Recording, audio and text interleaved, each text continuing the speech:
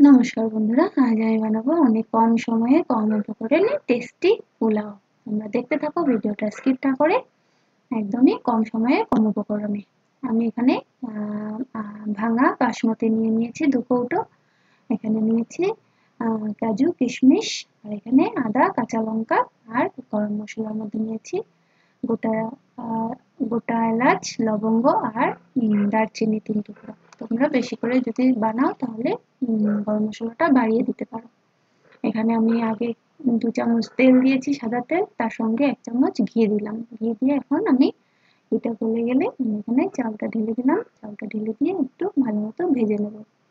এখানে আমি কিন্তু অনেক কম পরিমাণে তেল বা ঘি দুটোই কম পরিমাণ দিয়েছি। তোমরা দেখতে থাকো।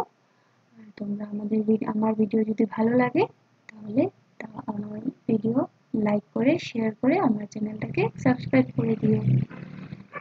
এখানে আমি দিয়ে দিলাম, চাউলটা একটু ভাজা হয়ে গেছে, তারপর দিয়ে দিলাম এখানে আমি কাজু কিশমিশটা। আমি কোনো আগে ভেজে উঠিয়ে নিইনি, তাই এখানে একসঙ্গে চাউলের সঙ্গে ভেজে নিলাম।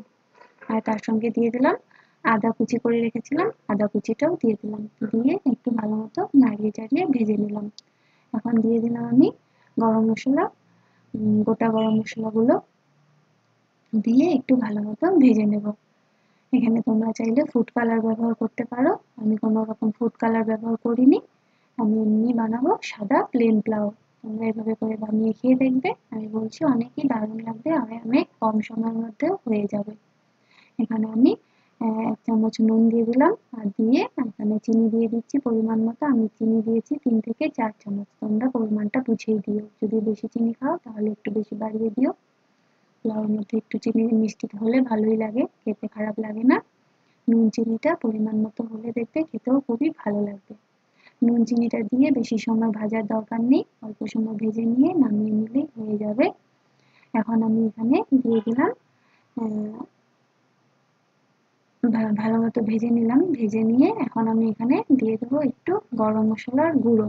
গুঁড়ো গরম মশলাটা দিলেও খেতে কিন্তু খুবই ভালো লাগবে।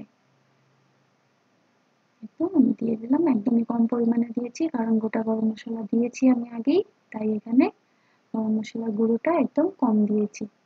দিয়ে একটু নাড়িয়ে চাড়িয়ে নামিয়ে নিলাম। তোমরা চাইলে কড়াইতেই বানাতে পারো। আমি এটা প্রেসার কুকারে দিয়ে দেবো। প্রেসার কুকারে দিলে সময়টাও কমই লাগবে আর খেতেও খুবই ভালো লাগবে, কারণ আগে ভেজে নিয়েছি তাই।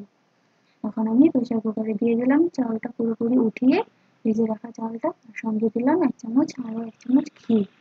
আমি 2 কৌটো চাল দিয়েছিলাম, তাই আমি 4 গ্লাস জল দেবো। তোমরা এভাবে করে মেপে জলটা পরিমাণ মতো দিয়ে দেবে।